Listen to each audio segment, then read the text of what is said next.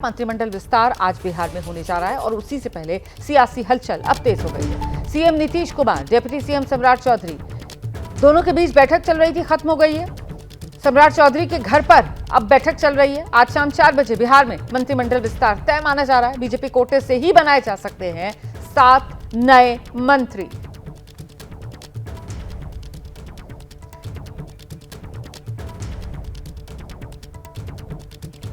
सीधे आपको लेकर चलेंगे, हमारे सहयोगी इस वक्त हमारे साथ मौजूद हैं। जरा जल्दी से पहले शशांक का रुख कर लेते हैं और शशांक से जानते हैं, शशांक क्या अपडेट मिल रहा है? सम्राट चौधरी के घर पर किस किस के पहुंचने का सिलसिला अब तक मुकम्मल हो चुका है? बैठक शुरू हो गई है क्या? देखिए, 2 चीज़ें बता दूं। एक तो सम्राट चौधरी नीतीश कुमार को अवगत करा चुके हैं कि हम लोग किसको किसको मंत्री बनाना चाहते हैं। उसका सम्राट अपने आवास पर है। अंदर प्रदेश अध्यक्ष दिलीप जायसवाल, मंत्री संतोष सिंह, मंत्री नीरज बबलू हैं। तमाम बीजेपी कोटे के मंत्री धीरे धीरे पहुंच रहे हैं। यहाँ पर एक लिस्ट तैयार हो जाएगी, इसके बाद सम्राट राजभवन जा सकते हैं। अभी लेकिन बैठक जारी है। बीजेपी कोटे से ही मंत्री बनेंगे, ये अब लगभग तय माना जा रहा है। जदयू कोटे से कोई नहीं बनेगा, ये अब तय माना जा रहा है। जदयू के 13 मंत्री अभी हैं। एक जो इंडिपेंडेंट है सुमित सिंह, उनको भी काउंट किया जाता है जदयू कोटे में ही। जदयू से कोई ड्रॉप भी नहीं हो रहा है। एक जो बड़ी जानकारी निकल के सामने आ रही है, जो अभी 13 मंत्री हैं उसमें से कोई ड्रॉप भी नहीं हो रहा है। तो जदयू अपने तरफ से संतुष्ट है, उसकी तैयारी अपनी अलग है। लेकिन बीजेपी कैंप में बड़ी हलचल है। जानकारी मिल रही है कि कुछ ऐसे मंत्री हैं जिनके कामकाज से आला कमान खुश नहीं है, तो उनकी छुट्टी हो सकती है। ये जितने भी मंत्री बनेंगे, इसमें जातीय समीकरण पूरी तरह से साधने की कोशिश की जाएगी। अवधेश पटेल का भी नाम सामने आ रहा है बीजेपी कोटे से, तो वो भी मंत्री बन सकते हैं, इस तरह की बात आ रही है। तो जो संभावित नाम है वो हम आपको पहले ही बता चुके हैं। आप बोल रही थी कि 7 हो सकते हैं, एक नाम कम है, तो वो अवधेश पटेल का जो है वो बताया जा रहा है। लेकिन जो फाइनल लिस्ट तैयार होती है किस तरह की रहती है, इस पर नजर रहेगी। बिल्कुल, आप रहिए मेरे साथ, मैं लौटूंगी आपके पास। जरा जल्दी से वो संभावित नाम जिनको लेकर चर्चा की जा रही है कि इनको मंत्री पद से नवाजा जा सकता है और सभी बीजेपी के कोटे से हैं, और ये कौन कौन है? नवल किशोर यादव हैं, कविता पासवान है, संजय सरावगी का नाम सामने आ रहा है, तारकिशोर प्रसाद का नाम है, राजू सिंह और अवधेश पटेल, ये वो नाम है जो सामने आ रहे हैं। बीजेपी के ये विधायक हैं जिनको मंत्री पद से आज नवाजा जा सकता है। जल्दी से जरा आपको लेकर चलेंगे, निधि हमारी सहयोगी इस वक्त मौजूद हैं और जरा निधि से जानते हैं, निधि ये जो संभावित नाम सामने आ रहे हैं, इसको लेकर सवाल ये कि किस तरीके से वो जातीय समीकरण जिस पर आकर बिहार की राजनीति टिकती है उसको साधने की यहां पर बीजेपी की कोशिश है। निधि,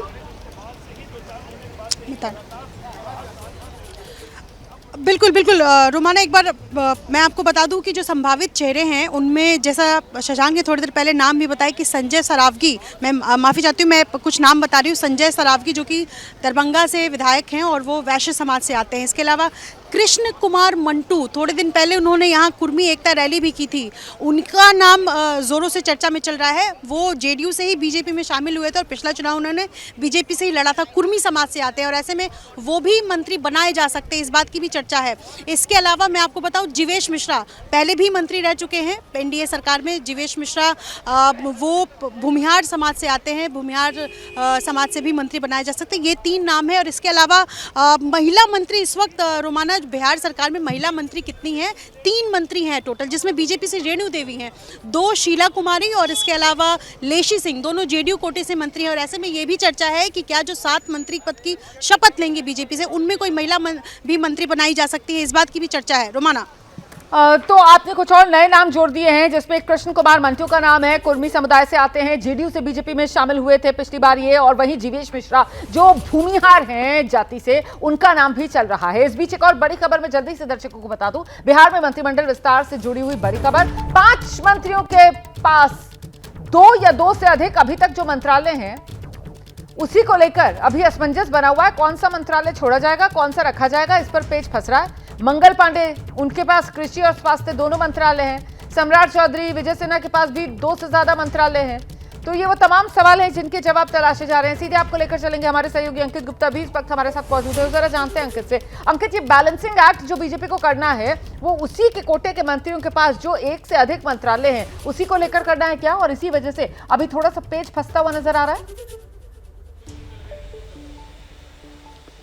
बिल्कुल रोमाना, देखिए इस वक्त जो सबसे बड़ी चर्चा चल रही है, जो ऐसे के सूत्रों से हमको जानकारी मिली है, वो इसी बात को लेकर के चल रही है कि आखिर जो है ये जो बीजेपी के कई मंत्री ऐसे हैं जिनके पास में 2 या 3 मंत्रालय हैं। एक अभी जो अभी मैं लिस्ट जो देख रहा हूँ बिहार सरकार के मंत्रियों की, उसमें नीतीश कुमार समेत 10 मंत्री ऐसे हैं जिनके पास में 2 या उससे ज्यादा मंत्रालय हैं, 2 हैं या 3 हैं। तो अब जो चर्चा मुख्य तौर पर ये चल रही है कि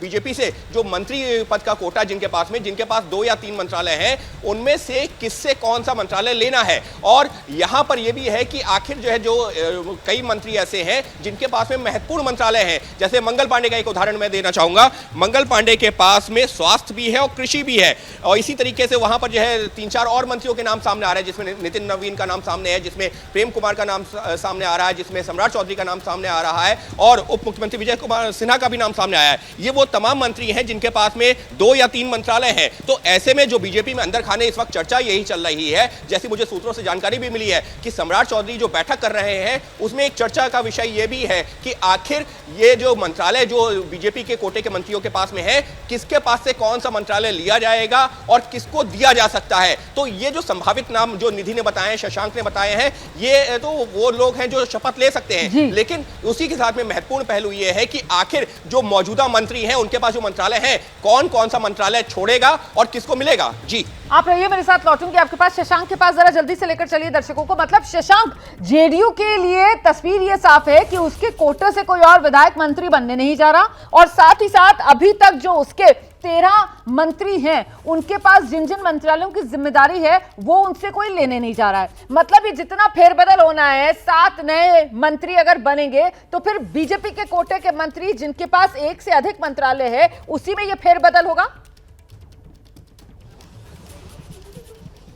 बिल्कुल, हम शुरू में बता चुके हैं कि बीजेपी कोटे के वैसे मंत्री जिनके पास 2 या उससे अधिक मंत्रालय उनसे वो विभाग लिए जाएंगे, और जदयू कोटे में कोई बदलाव नहीं हो रहा है। जो 13 सिटिंग मंत्री हैं वो रहेंगे, ना उनका विभाग भी नहीं बदला जा रहा है, कोई नया भी जदयू कोटे से अभी शपथ नहीं लेगा। देखिए, जदयू तीसरे नंबर की पार्टी है, बीजेपी सबसे बड़ी पार्टी होकर तीसरे नंबर की पार्टी जदयू के नेता को मुख्यमंत्री बनाई हुई है। तो हक यहाँ एक तरह से देखा जाए तो बीजेपी का ही बन रहा है, इसलिए 6 से 7 जो है बीजेपी कोटे से मंत्री जो है वो नए शपथ ले सकते हैं। जदयू कैंप में अभी कोई हलचल नहीं है, बीजेपी अपनी तैयारी में चुनाव को देखते हुए लगी हुई है। मैं आपको बता दूं, बीजेपी विजय रथ पे सवार है और चाहती है कि बिहार में उसका जो अभी जो सबसे बड़ी पार्टी है इसका आंकड़ा 100 तक पहुंचे। बीजेपी कोशिश तो इसकी ये है कि ज्यादा से ज्यादा विधायक हमारे हैं। अब क्यों ये रणनीति है कि अपना सीएम बनाना है, क्या बनाना है, ये बात की बात है, लेकिन सम्राट चौधरी के यहाँ अभी भी बैठक चल रही है, फाइनल लिस्ट यहाँ पर तैयार हो।